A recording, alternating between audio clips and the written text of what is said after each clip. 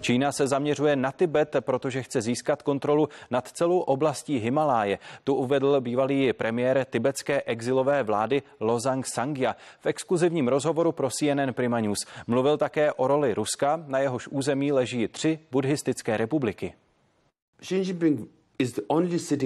Xi Jinping je jediným čínským prezidentem, který navštívil Tibet 2krát, protože Tibet je pro Čínu mimořádně důležitý.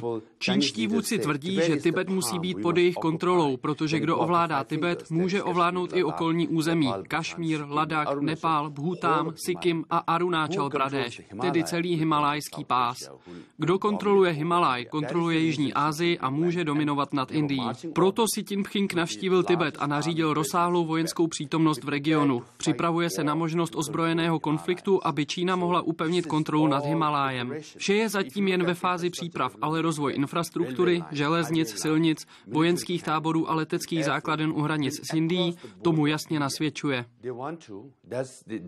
Čína se zároveň snaží dosadit svého Dalajlámu, i když k tomu nemá žádnou pravomoc. Zničila totiž 98% buddhistických klášterů, vyhnala většinu mnichů a mnišek a zničila zhruba 75% buddhistických artefaktů. Reinkarnace Dalajlámy souvisí překvapivě i s válkou na Ukrajině. Rusko je v ní závislé na Číně, která tak získává vliv a může na Moskvu vyvíjet tlak.